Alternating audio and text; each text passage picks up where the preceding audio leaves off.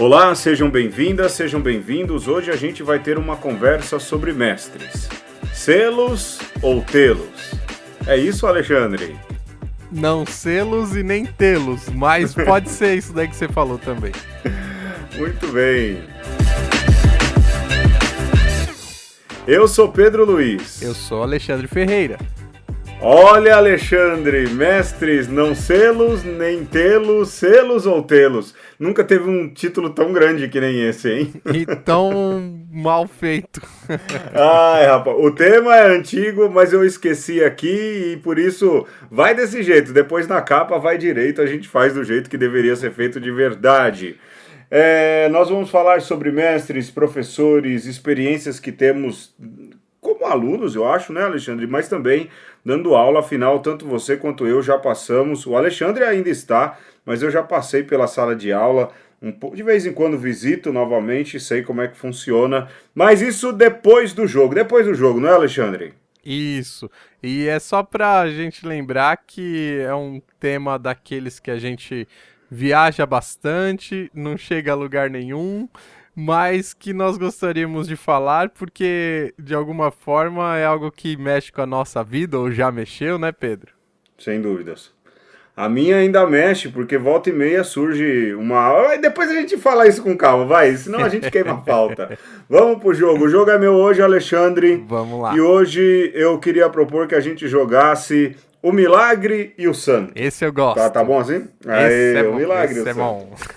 Eu separei duas frases aqui, pode ser que a gente vá para três, vamos ver como é que tá a nossa disposição em relação a isso. Mas a primeira frase, preste atenção, vem agora, tá bom? Você pode dizer o contexto, o autor aí, aquilo que você imaginar vem pra gente. Pode ser, não? Vamos nessa. Vamos lá. A primeira frase. Não existe triunfo sem perda. Não há vitória sem sofrimento. Não há liberdade sem sacrifício. É isso. Bonito. Bonito, né? Vou repetir. Não existe triunfo sem perda. Não há vitória sem sofrimento. Não há liberdade sem sacrifício. Tem que dizer agora quem falou e Ou o contexto. Fica à vontade.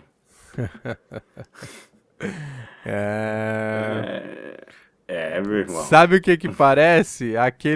Aqueles discursos de inspiração daqueles filmes de treinador, de time de futebol americano, time de beisebol. Olha, não tá longe, mas dá pra ser melhor. O filme, aquele personagem do Morgan Freeman no filme Invictus.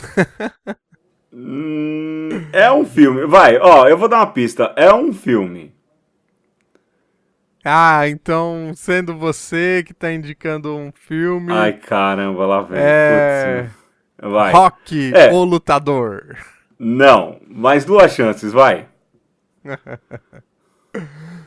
Mais duas.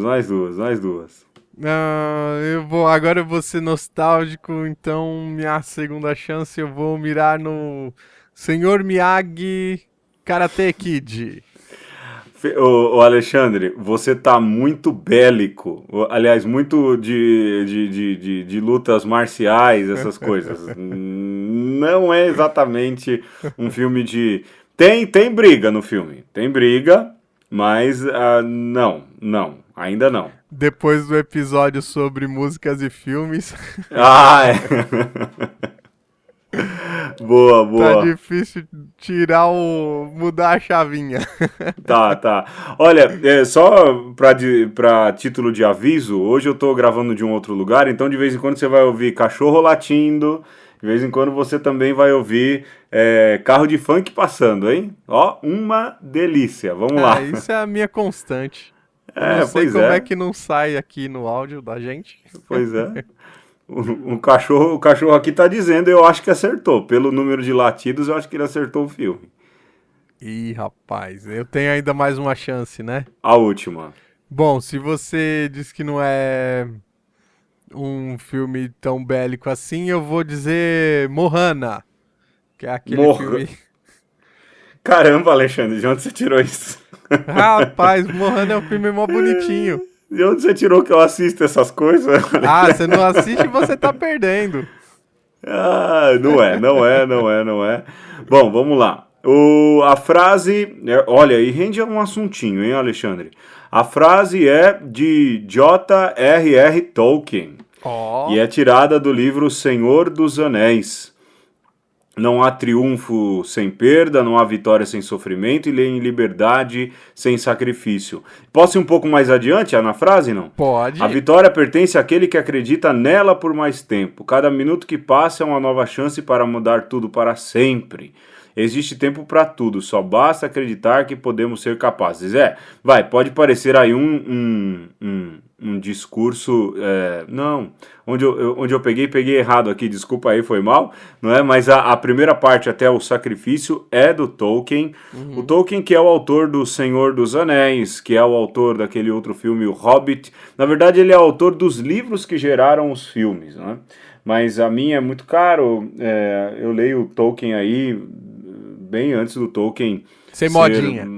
ser modinha, ser mais ou menos conhecido, não é? O interessante, Alexandre, é que o Tolkien era cristão católico, não é? Sim. E muito católico. Lutou na Primeira Guerra Mundial. Há uma história de que ele lutou na Primeira Guerra Mundial. E recentemente eu ouvi dizer que há uma turma tentando torná-lo santo, não é? É mesmo. Eu Eu li tô sabendo do uma. Chesterton, não sabia do Tolkien. Pois é, o Chesterton também, que como é que se diz? Foi redescoberto o Chesterton, né? Mas há um grupo de religiosos que deseja tornar o J.R.R. Tolkien um santo da Igreja Católica. Pasme, isso começou em 2010 e pasme, pasme não, né? Para nossa alegria, padres dominicanos. Freis dominicanos visitam o túmulo e abriram então o processo, uma tentativa, né, de reconhecimento de santidade, uma vez que era um homem muito católico, de J.R.R. Tolkien. Isso é interessante, né, ô Dominicano Alexandre? sempre à frente do seu tempo. Sempre à frente do seu tempo.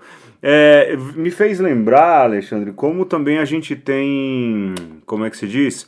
A gente sempre tem aí algumas figuras bem conhecidas que volta e meia são reconhecidas ou têm pedidos de reconhecimento de santidade. Um desses é Gaudí. Já ouviu falar do O Gaudí? pintor?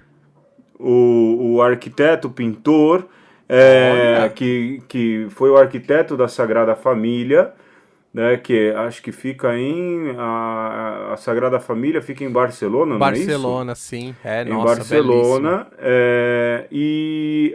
isso quem disse há pouco tempo foi Dom Odilo, de que ele no processo foi se convertendo e se convertendo se tornou católico, não é? E aí eu tinha até pouco tempo no meu até pouco tempo eu tinha em algum lugar meu, justamente aqui, a beatificação, a oração pela beatificação de Gaudí.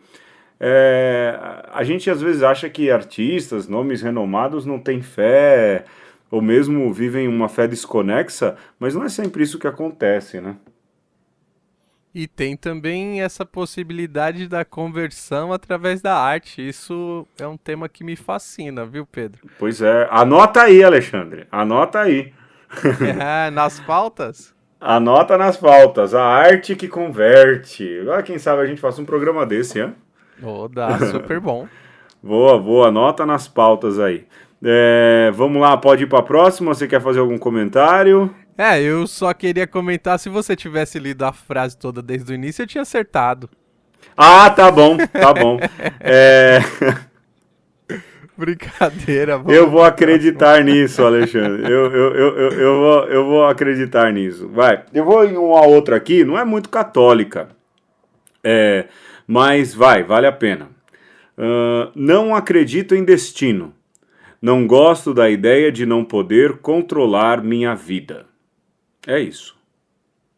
A Super frase é essa. católica. A frase é católica. Não Assim, sei o não é que ela nome. não é da questão do controle da vida, né? Deus está, Uhum. né, a turma que fala, Deus no comando, né? Deus no comando. É, mas Já deu assim, tudo certo. já deu tudo certo. Lógico, alguém que cuida da nossa vida. A frase, depois, quando disser de onde vem, vai dar a sugerir que não, né? Que a gente vive quase no controle total e tudo que a gente faz é por questão nossa. Mas isso vai pra frente. Quem disse essa frase, Alexandre?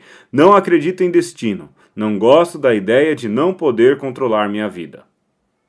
Hum, bom, poderia ser um filósofo existencialista, Poderia. como por exemplo Jean-Paul Sartre, ou Mas não é. até mesmo, bom, tem mais alternativa, né? Tem. Tem mais duas, tem mais duas. Então, poderia ser também, por exemplo, Paul Ricoeur. Não, não. Ah, Eu vou dar uma chance pra você, beleza? sim. Valendo paçocas, agora menos 4, não é? Eita. Assim, é de um filme, de novo, é de um filme. Hum. Mas além de ser de um filme, ele é de um filme que tem bastante coisa de filosofia nele. Pronto, já falei demais. Ó, aí já me animou, hein? Agora já Tem. mudou as perspectivas. E se você for bem aí, eu conto mais uma. Ah, então deixa eu caprichar aqui. Um filme com essa frase, não acredito em destino. Isso. Ah, poderia ser um filme de aventura, né? Daqueles é, que os protagonistas enfrentam a todas as situações As, que vão as, contra inter, a- eles. as intempéries. É. Mas aí quando Poderia. você fala assim, ah, tem filosofia, mas hoje tem até filosofia dos Simpsons, filosofia dos Game of Não, Thrones. olha, esse filme ficou conhecido, eu já falei que é filme, né? Sim. Ele ficou conhecido justamente pela quantidade grande de referências filosóficas. Ah, então o filme eu vou acertar. Ah, Matrix. acertou. Aê. Você não procurou no telefone aí não, né, Alexandre? Não, não. Na hora que você falou o filme que foi conhecido pelas suas referências filosóficas, eu já lembrei do Boa, Matrix na hora. boa. É do Matrix, é do Matrix.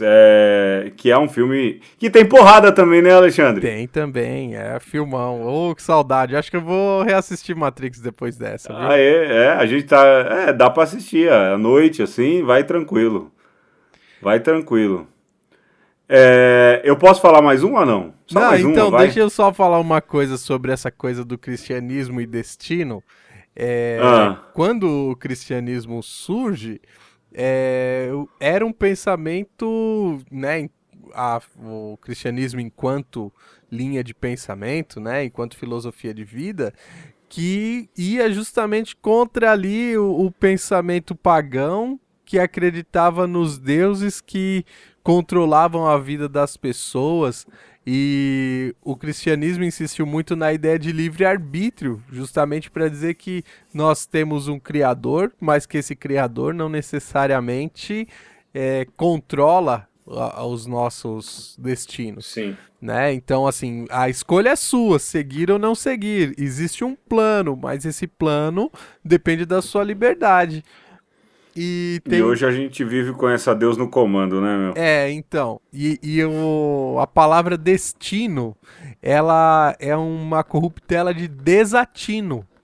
Ah, Porque na cabeça também dos antigos também existia isso. Por que que você enxergava no destino uma intervenção dos deuses? Porque não tinha uma explicação lógica, não foi você que escolheu. Então, se não foi você que escolheu e aconteceu alguma coisa, você não conseguiu atinar por que que aquilo aconteceu, então é um desatino. Ah, então é coisa do destino. Gostei, gostei. Nada como ter um filósofo no programa. Nada como ter um filósofo. Nada melhor do que isso. Nunca tinha pensado dessa maneira. Mais um a seco, pode ser muito rapidinho? Pode ser. O passado pode doer, mas você pode fugir dele ou aprender com ele. Nossa, tá muito existencialista essas frases. Tá. Eu coloquei hoje na internet frases existencialistas de filmes, por isso. Bateu uma melancolia e você foi atrás dessas frases, né, Pedro Luiz? É que hoje, olha, eu vou dizer pra vocês, a gente tá gravando num dia que era pra estar descansando e a gente tá aqui, né, Alexandre? Ai, agora tá tudo explicado. Bateu o existencialismo hoje, vai. Eu vou fazer uma aposta alta aí. Quem sabe valendo 1 milhão em paçocas, hein? 1 milhão de paçocas. Eu vou dizer que essa frase é de... É de filme, eu já falei. Você falou que é de filme, eu já ia falar besteira. Então. Vai lá, você tem 10 segundos. O Pagador de Promessas. Nossa, Alexandre. Tá bom, não é do Rei Leão. Filmão, logo diz que vai virar filme live action, é isso? Vamos pro tema, vai, Alexandre. Vamos pro tema.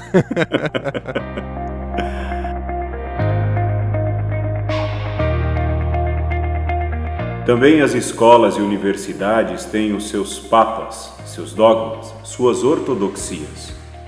O segredo do sucesso na carreira acadêmica? Jogar bem o boca de forno, a aprender a fazer tudo o que seu mestre mandar. Agora, o que desejo é que você aprenda a dançar. Para se aprender a pensar, é primeiro preciso aprender a dançar. Quem dança com as ideias descobre que pensar é alegria. Se pensar lhe dá tristeza, é porque você só sabe marchar, como soldados em ordem unida. Saltar sobre o vazio, pular de pico em pico, não ter medo da queda. Foi assim que se construiu a ciência, não pela prudência dos que marcham, mas pela ousadia dos que sonham. Todo conhecimento começa com o sonho.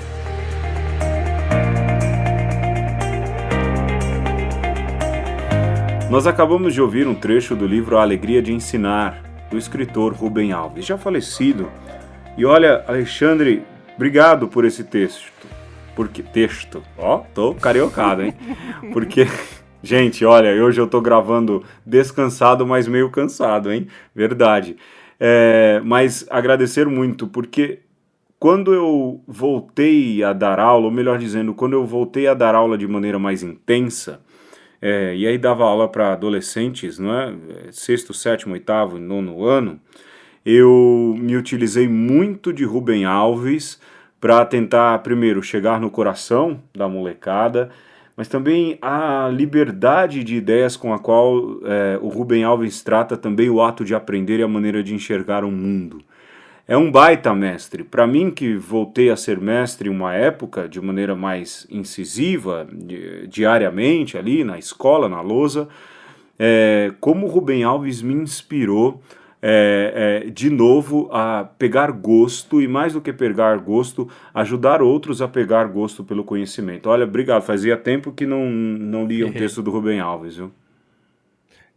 O Rubem Alves, Pedro, sabe o período que eu mais o li? Quando eu estava discernindo minha vocação. Sério? Os meus diretores espirituais na época, os meus orientadores vocacionais, me empurravam Rubem Alves assim, à torta e à direita. Bendito e eu só tenho seja, a agradecer. Porque as ideias de Rubem Alves às vezes caem pra mim assim como uma luva, sabe? E eu tinha uma certa rebeldia no tempo dos estudos, ali no final do ensino médio, sem paciência para estudar mesmo e com meio escolástico. E foi lendo o Rubem Alves que eu falei assim, tá aí, por que às vezes eu não consigo gostar da escola? Ninguém me ajuda, né? Por isso essa inquietação no meu peito. O Rubem Alves tem... Sabe, eu achava bonito.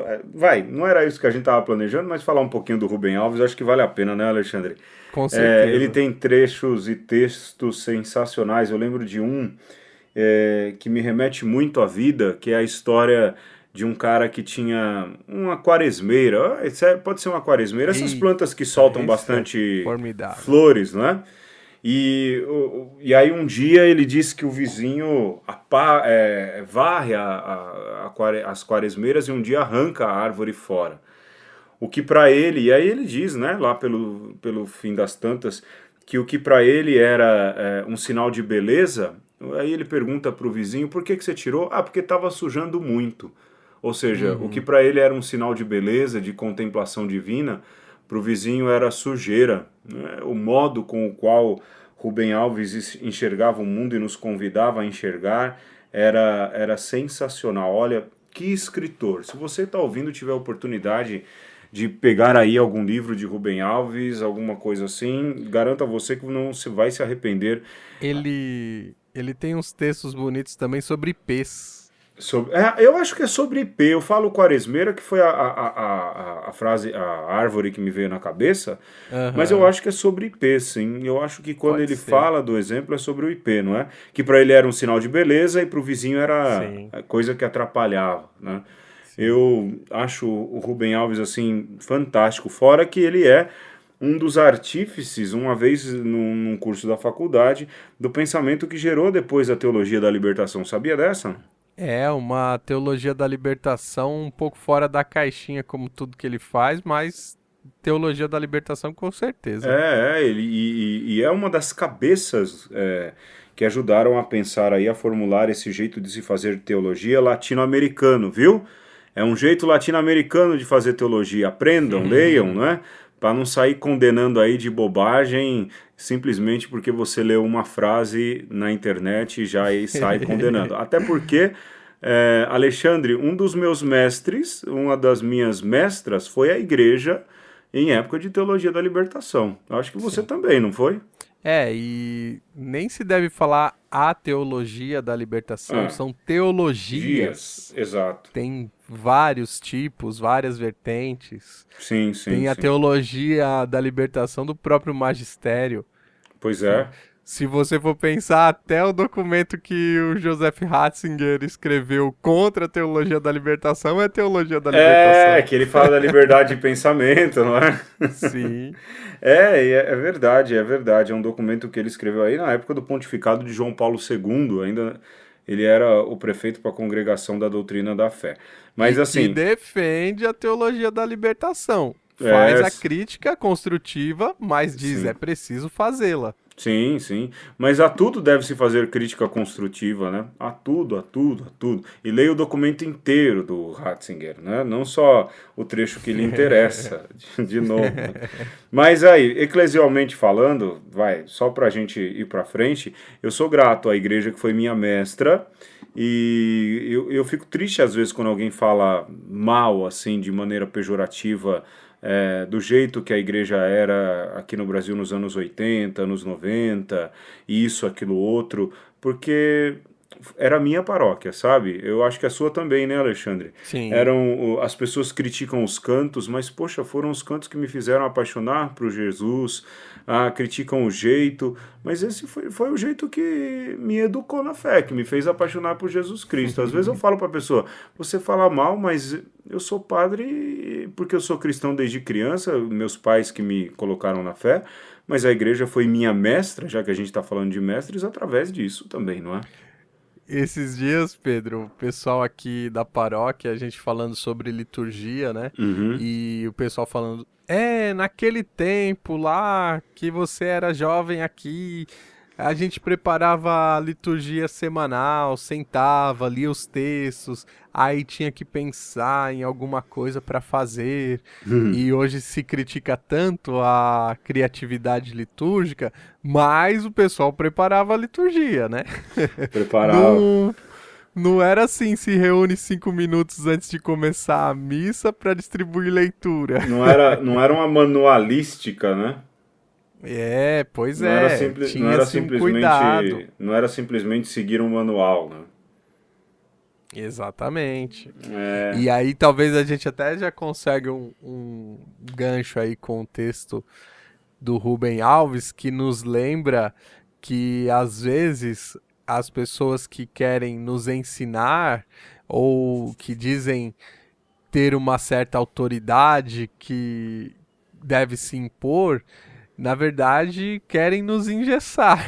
exato, exato. E E ainda falando em liturgia, olha, a gente já fugiu totalmente do assunto, mas depois a gente volta, né? E alguém dizia que, agora, numa assembleia da CNBB, falava a liturgia é serva da igreja, que a gente tem que uhum, tomar cuidado com qualquer criatividade que é agressiva, era um bispo sim, que dizia. Mas, ao mesmo tempo, ela é também retrato da vida, né, Alexandre? E ela é mestra. pois é, Eu vejo assim, a liturgia, a gente está falando de igreja, acho que a gente poderia estar falando disso lá na parte final do programa, mas é já verdade. que a gente entrou agora, a liturgia é mestra muito. Eu vejo das crianças, por exemplo, lá onde eu estava, no Heliópolis, poxa, a liturgia ela era mestra no acolher, no ensinar a se portar, mais tarde no ensinar a rezar, as crianças compreenderam algumas realidades de ritos da própria vida dentro da Sagrada, da Santa Missa, melhor dizendo. De É, ritmo e de rito, né? Rito e exato, de de ritmo. ritmo de vida, de rito também, é o dia de ir para a igreja, ou seja, tanta coisa que a igreja também consegue ser mestra. A gente acha que mestre é só aquele que senta e ensina, mas há alguns mestres espalhados na vida aí que ajudam bastante a gente nessas caminhadas, não é, Alexandre?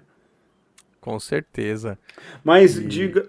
Oi, eu ia te Não, interromper, não, vai. não. Vai, vai, vai. É que eu Me tô interrompe. preocupado com o tempo. A gente que grava pra rádio agora tem que se preocupar com o tempo, não é, Alexandre? Tem que se E tem que disciplinar. se disciplinar. E, o Alexandre, agora você está dando aula agora, recentemente, não é? Sim. Agora você dá aula sempre. Como é que tá a experiência? Como é a experiência de ser mestre?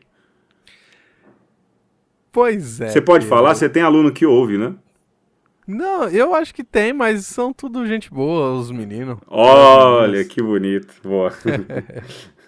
E tá sendo uma experiência boa no sentido de eu sempre dizia isso no tempo da que eu era estudante.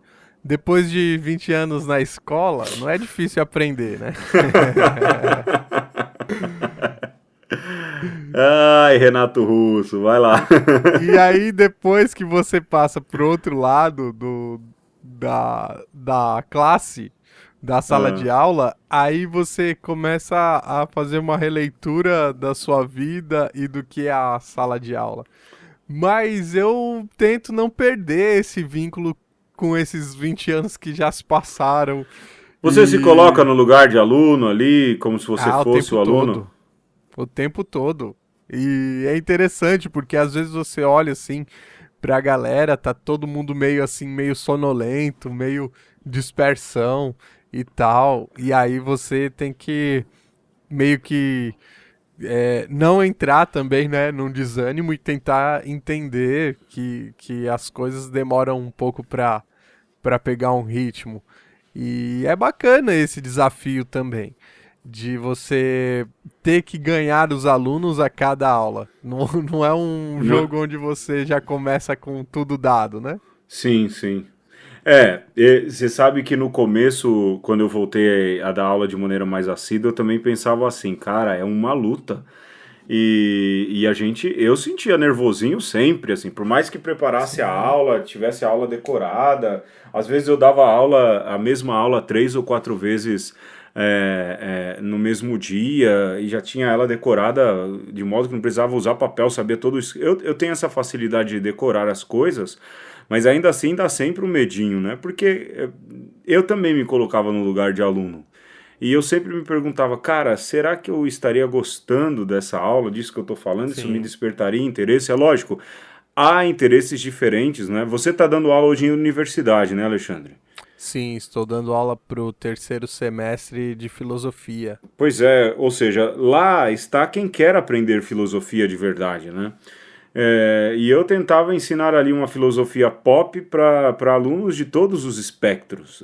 Aí é mais difícil, né? Aí é mais difícil. Sim, Fora sim. que E é uma aquela... faixa etária também mais Puxa vida. desafiadora. Muito, muito, muito, porque vem a escola como o lugar que escraviza, e eu entendo, porque eu também via assim. Meu ídolo era o Ferris Bueller, lembra o cara lá do Curtindo a Vida Pode Doidado, né? crer. Eu falava, quando eu vou ter coragem, né? Eu não tinha coragem nem idade, né, pra fazer aquilo.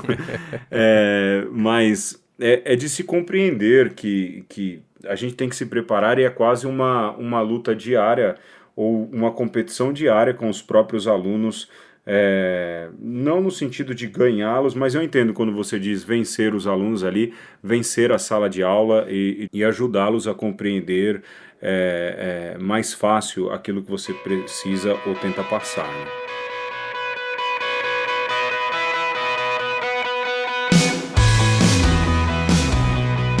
Alexandre, dar aula também é remeter, eu lembro disso, né, a professores e usar técnicas e táticas de professores que nos inspiraram uma época. Você foi assim? Hoje, quando você dá aula, você de alguma maneira tenta imitar professores que você teve? Não? Imitar não, mas se inspirar, Rapaz, usar metodologias, mesmo frases, alguma coisa nesse sentido?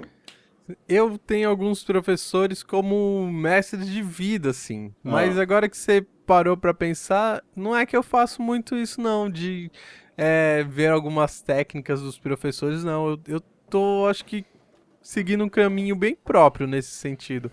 Mas tem aqueles professores que de fato marcaram a minha vida de tal maneira, sabe? hum. E que eu tento de alguma forma honrar a memória deles. Você lembra os E nomes, não?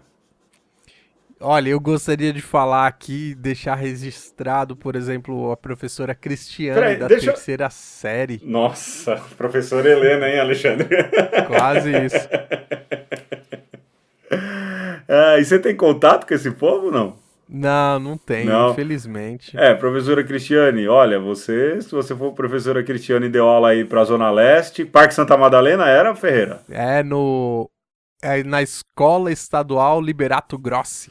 Ó, se você deu aula e tinha um menino chamado Alexandre Ferreira dos Santos, virou padre, hein? Mais do que isso, estudou, foi longe, foi longe. Mas olha só, Pedro, é uma história meio triste até Ah, que eu tenho com a professora Cristiane, porque ela me ensinava muito, assim, hum, ela me inspirava e me incentivava muito como professora. ah. E um dia a professora que estava dando aula para nós, eu acho que era na quinta série, deu aquela saída e a sala pegou fogo É lógico. e eu entrei na bagunça.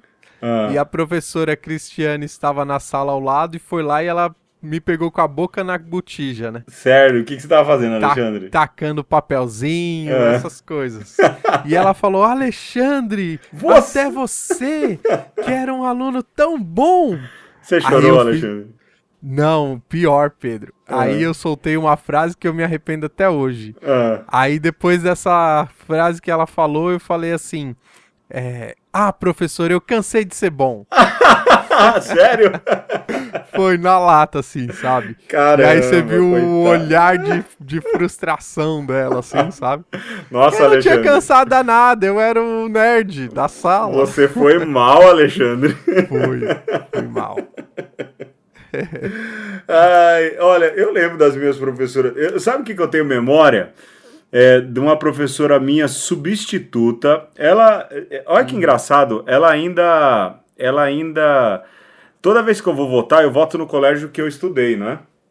Aham. E ela é uma pessoa tão dedicada, que ela já tem uma idade, ela já era uma senhora quando ela me dava aula, né? Ela Uhum. não era jovem. Mas você acredita que eu ainda a encontro Diga o nome. Daisy, professora Daisy. Hum. Quando eu vou votar, volta e meia eu a encontro. Lá sentadinha ajudando ali na escola, sabe? Vai aqui, vai Sim, ali, organizando. ajudando a organizar. E você sabe, olha, pessoal, pode parecer que não. eu consigo conversar com, como diz o Seinfeld, eu consigo conversar com todos vocês, mas eu não consigo conversar com nenhum de vocês.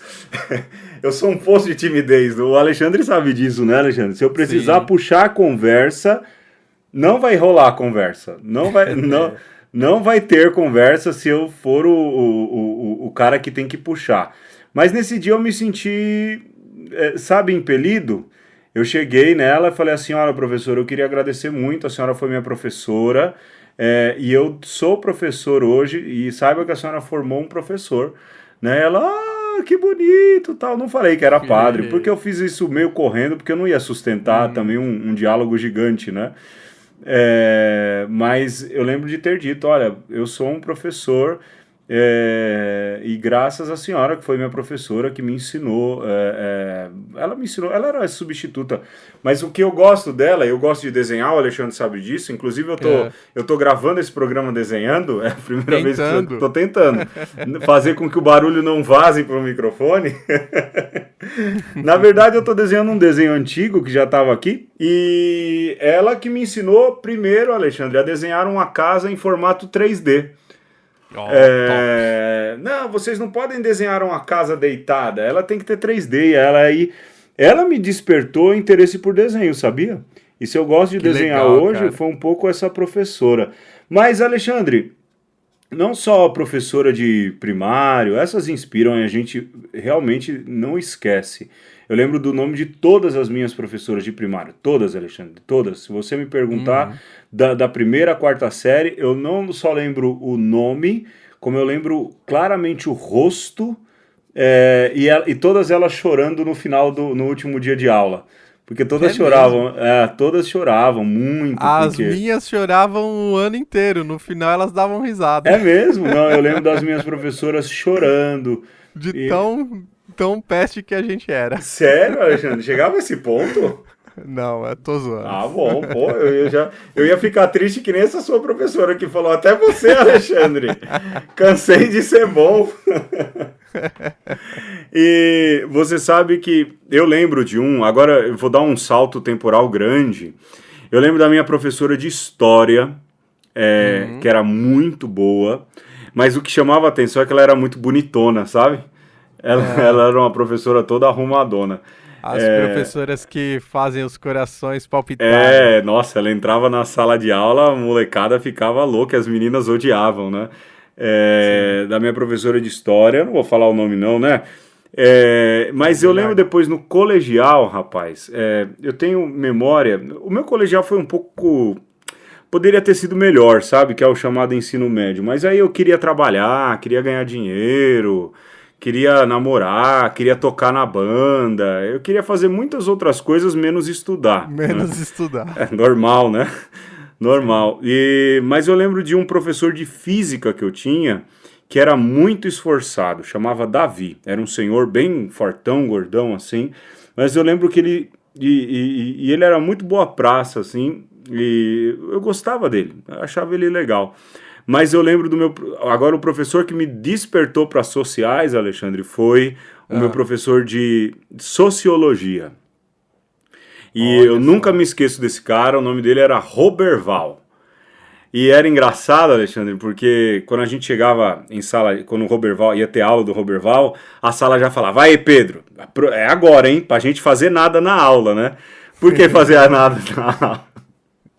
Jogava uma pergunta... Mas era isso, né? Por exemplo, ele escrevia, ele chegava, não tinha colégio de periferia, né, meu? Ele escrevia na lousa os textos dele, né? Então nunca me esqueço ele escrever sobre Thomas Malthus, sobre Karl Marx, sociólogos, não é? Ali, e não era doutrinação não, viu? E ali ele escrevia e depois começava a explicar, e a galera: vai, Pedro, agora, pra gente não copiar mais, vai. E, cara, eu pirava de perguntar. E sabe o que eu achava legal? Eu sentia que ele gostava de responder. Sabe? Entrava no jogo. Entrava, ele gostava. Pô, ele adorava aquilo, não é? E foi um cara que me despertou a ler bastante, bastante mesmo. Depois eu tive um outro professor de sociologia chamado Remy, que era uma figuraça, assim, meio artistão, sabe? E eu lembro do Sei. meu professor de filosofia, a fisionomia dele, Alexandre, e também porque eu acho que ele era seminarista. É, Porque eu lembro que ele tinha um jeito de. Tinha aquela cara de sinal da cruz, sabe? sei, aquela pessoa bem piedosa. É, mas era um bom professor de filosofia. Agora eu não lembro o nome dele, mas eu lembro, se eu fecho o olho, eu consigo lembrar a fisionomia. Você tem lembrança desses caras que te despertaram para as humanas, não? Porque nós somos de humanas, viu? Sim. Parece que não, né?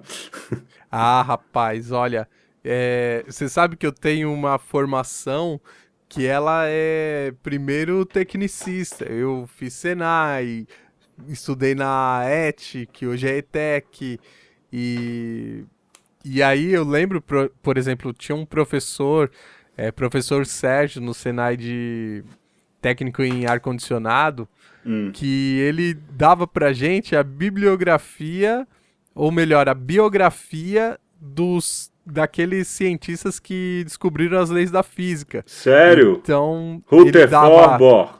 Não, é, nem sei se é. Newton, Ah, Pascal, ó, e ele meio que subvertia, porque era pra gente aprender só ali a fórmula básica ali e como eu ficava empolgado com essas coisas.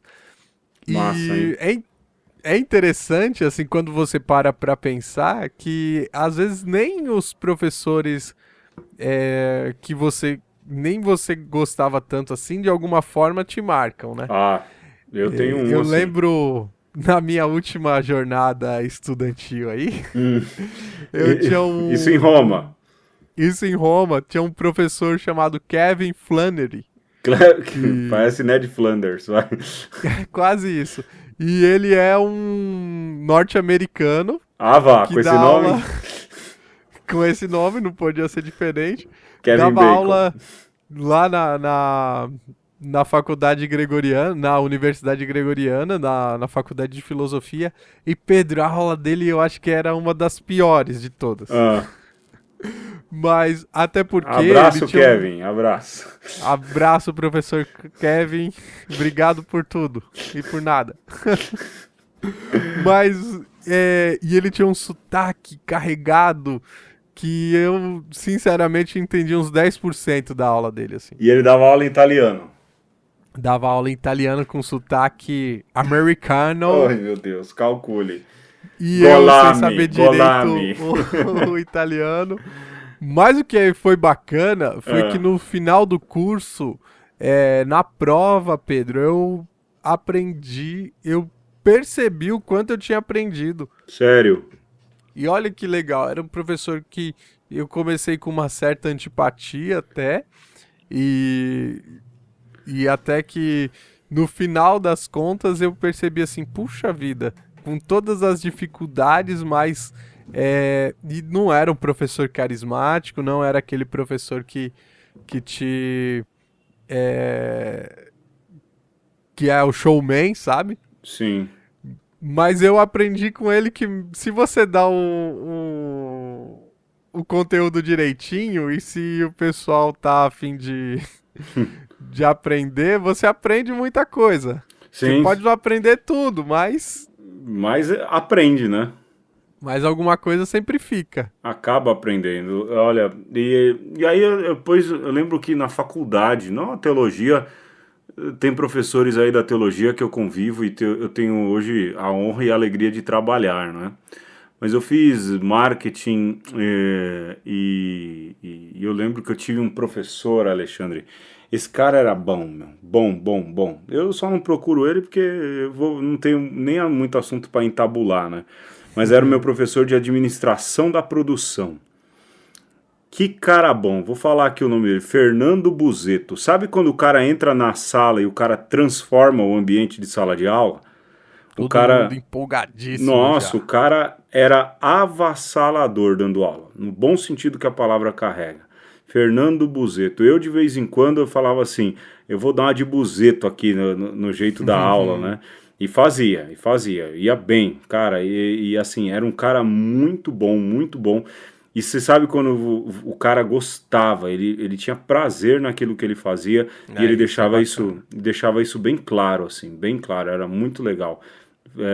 professor Fernando Buzeto. O cara era fera, viu? Você teve algum... O legal, a gente que fez teologia, não é, Alexandre? É que a gente Sim, convive com os caras que deram aula com a gente, né? Eu tenho muita sim. reverência por esses professores, né? Muito Tem uns mesmo. professores que. Ah, eu não vou falar aqui o nome de um professor, Zé Arnaldo, Ah, que a que gente foi. já falou em Pois outros é, pois podcasts. é. Pedro, eu tava estudando filosofia e eu fugia pra aula de teologia pra ver o Zé Arnaldo dar aula. Cara, o Zé é fera, o Zé é fera. Pô, o Zé Arnaldo, para quem não ouviu, foi o padre que me mandou pro seminário, e hoje eu tenho uma alegria muito grande em saber que, em saber não, em trabalhar com ele em uma questão específica da vida da igreja aqui em São Paulo. Para mim é uma honra, uma honra. E o Zé Arnaldo é legal porque ele é uma figura pequena, miúda, mas quando ele começa a falar, ele parece que cresce assim uns Cresce. 2 metros de altura, É a assim. relação Hulk e Dr. Banner. No sentido do tamanho, né? De projeção, é É, verdade. e ele domina os assuntos e vai discorrendo assim de uma maneira E que linka, puxa um, puxa outro, vai, olha, é bonito de e ver, viu? provoca. Era bacana. Era bom, Eu, era bom. Nossa, Olha, a gente pode dar graças a Deus, nós aqui moramos em São Paulo e os nossos professores de teologia estão na vanguarda. Porque não são meros repetidores, pesquisam, vão atrás, mais do que isso, ensinam os alunos a irem atrás também. Eu falo isso sem puxação de saco, porque tenho contato e um contato bom com todo mundo, eu não preciso, nem o Alexandre, né, Alexandre? ah, Mas a com gente certeza não. tem professores aí de vanguarda dando aula aqui em São Paulo. E eles Bom, nos conhecem também desde aquele tempo, né, Pedro? Assim, pois a é. gente sempre conseguiu manter já uma relação boa que passava dessa vassalagem professor-aluno desde aquele tempo. E Pois eles é. sempre apreciaram isso também. Eu acho que você dizia agora e eu penso, é algo a mais nessa relação de mestres, né? Quando a gente se torna companheiro de caminhada desses Sim. mestres, né? Gente que te ensinou e que de repente você vê que você está partilhando vida, partilhando ideias, partilhando conceitos. A vida é bem, bem louca nesse sentido também, né? Eu, às vezes, me vejo conversando e falo, cara, mas eu estou conversando isso com essa pessoa que até pouco tempo atrás É. eu sentava para ouvir e ouvia empolgado, ouvia feliz, lia textos, e agora... e é bonito porque, senta contigo, te ouve, discute, propõe, você fala, caramba, a vida dá esses presentes, né? Mas o conviver, na verdade, e viver nesse ambiente ajuda bastante a gente. Eu acho até, Pedro, que esse é um dos fatores que mostra que você passou da mera tutela para uma posição mesmo de maturidade naquilo que você aprende, né? Sim. Eu, enquanto você falava dos seus professores que te empolgava, eu lembrava também de um catequista que eu tive, que ele era bem doidão, assim, sabe? Hum. A gente terminou a catequese no quintal da casa dele, porque ele já não conseguiria mais é, dar a catequese no sábado na comunidade. E Ah, ele fez essa loucura de levar a gente para casa dele e pegava nitidamente assim a Bíblia, Pedro, e o jornal e confrontava, olha sabe? só. E nos provocava e a gente chamava ele de Kiko. Ah, mas por E, quê? Porque ele bom, era bucho. abraço, Kiko. Era o apelido dele. Ah, E. Bom, nem sei se ele tá ouvindo, mas enfim. Mas abraço. o interessante é você pensar que o bom professor, às vezes, ele faz essa transposição. Ele é, sim, né, alguém que é referência, mas num determinado momento ele se torna seu companheiro mesmo de jornada. Sim. E isso é, assim, prova de uma maturidade sua, né, enquanto aluno, porque consegue perceber isso como um valor e não como agora eu posso fazer o que eu quero, e uma maturidade do professor que já não se sente ameaçado, né? Isso é Pois bonito é. demais. Essa vida de dar aula, de ter aulas, mas de absorver conhecimento, nos dá esses presentes mesmo, isso é verdade. É, Você fala aí também de um conquistar a independência, né, Alexandre? E acho que isso tem a ver diretamente com Jesus, mas vamos deixar isso para o próximo bloco.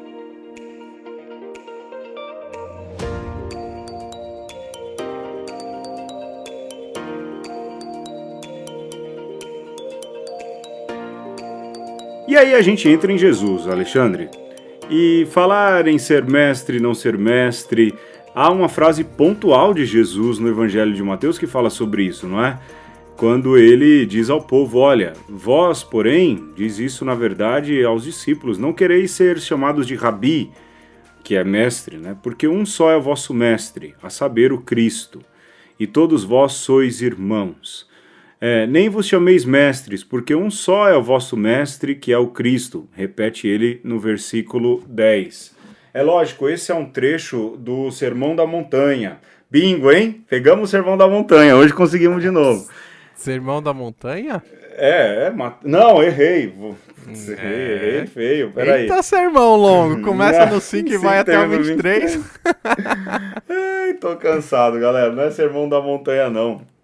Já é parte do discurso escatológico de Jesus lá no final, não é? No finalzinho. Mas é interessante como, nesse contexto, Jesus fala que ele é o mestre, lógico, a escrita é pós-pascal, já com a afirmação de Jesus sendo o Cristo, o mestre, mas é interessante, Alexandre, como ele diz, vós sois todos irmãos. É quase que um chamamento à independência também, não é? Para a gente não viver tão somente dependentes de pregadores e formadores de opinião, mas a gente ser capaz de formar a nossa também, formados pelo Espírito Santo e por Jesus Cristo, né? E no versículo 10 ele ainda dá mais uma cutucada em nós. Porque, ou melhor, no versículo 9, que ele fala, não chameis ninguém de pai. Sim. E nós, os presbíteros católicos, se chamam de pai. De padres, né? Padre. E ainda, eu no caso, ainda carrego o título de mestre. É mesmo, Alexandre, olha, E você daqui a pouco Nosso Senhor vai pegar no seu pé, hein? vai falar assim, você não leu Mateus 23? Pois é, tava lá escrito, mas eu acho que... Fez até podcast sobre. E continuou, né, malandro? Mas eu acho que a gente, baseado nisso, a gente tem que tomar bastante cuidado, sobretudo, e eu vejo muito isso, Alexandre, e aqui é uma crítica a nós que somos padres, mas também, de alguma maneira, é uma crítica, e deve ser também, a todo cristão, na verdade, que às vezes na irresponsabilidade de assumir a própria vida, prefere que alguém seja o guia e o mestre de sua vida, não é, Alexandre? Sim. E aí diz, olha, eu vou fazer isso aqui porque o padre mandou, porque o pastor mandou, porque o pregador mandou. Olha, o líder político. O líder político mandou. Não seja assim. Não seja assim. Eu lembro de um diretor espiritual que tínhamos, ele falava, a melhor direção espiritual é aquela em que a gente também é capaz de se autodirigir.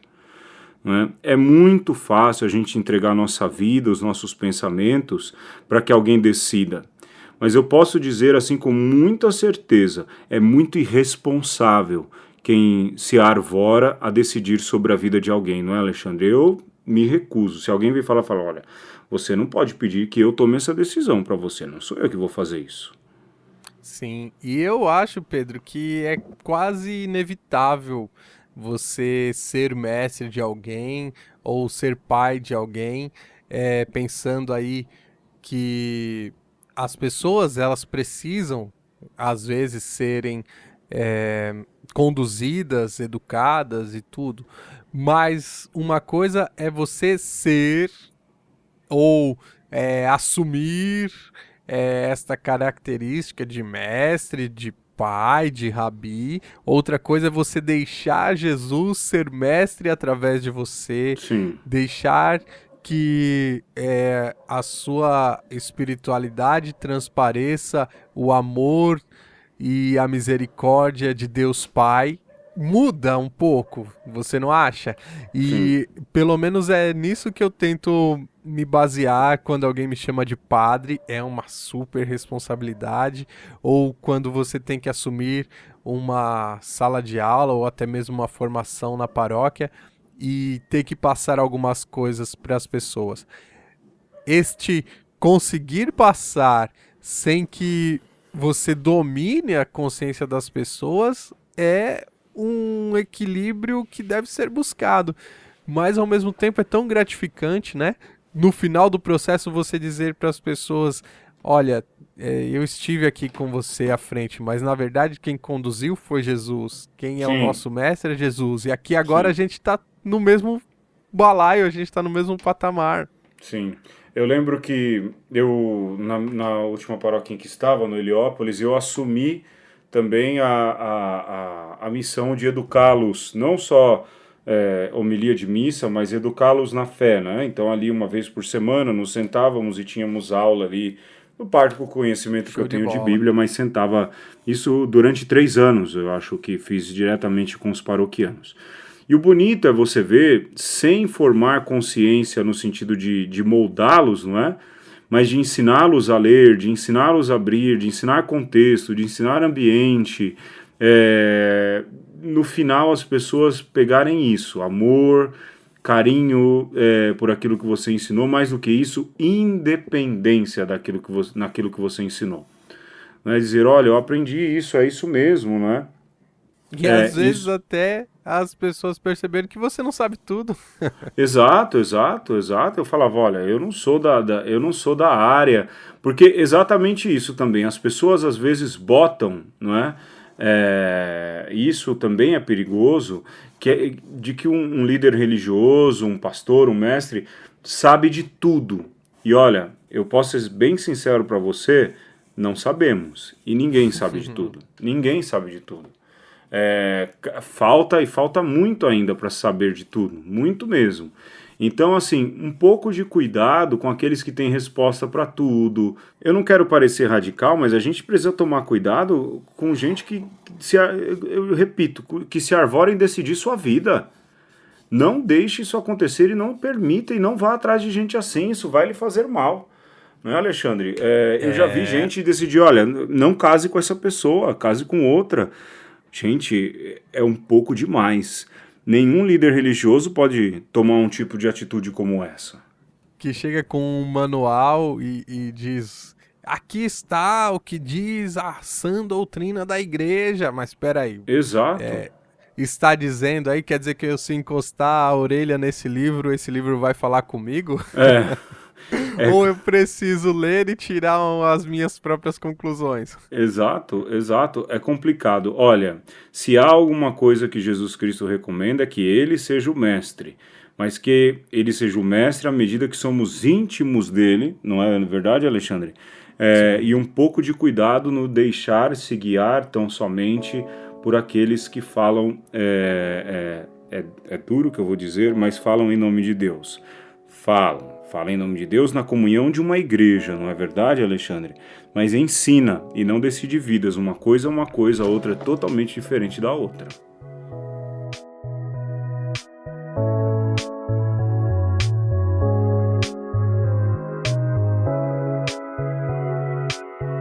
E aqui nós terminamos mais uma conversa, e dessa vez sobre mestres. Tê-los, sê-los, não tê-los ou não sê-los. A gente recordou professores, mestres, gente que nos inspirou. Falamos de alguma maneira bem leve dos desafios de sermos professores, mas mais do que isso, falamos da capacidade que a gente deve ter de ter Jesus como mestre e também sermos mestres de nós mesmos. Isso também é importante. A gente volta a semana que vem, não sem antes pedir para que você nos procure e procure lá a página do Uma Conversa no Facebook. Lá sempre, de alguma maneira, a conversa que a gente teve na rádio se estende lá para frente. Por exemplo, essa semana discutimos bastante quem é o cara da cantina, não é, Alexandre? bombando. Lá 4 candidatos, um ou outro vem trazendo. Então, de alguma maneira, sempre a conversa que está aqui se prolonga por lá, numa brincadeira, numa conversa, em algum tipo de pesquisa. A gente volta semana que vem, Alexandre. É isso aí, Pedro. Valeu por mais esta conversa. E para você que nos ouviu, vem com nós que você passa de ano. E pode mandar também as suas dúvidas, a ajuda dos universitários no conversaconosco@gmail.com. Um abraço, até mais.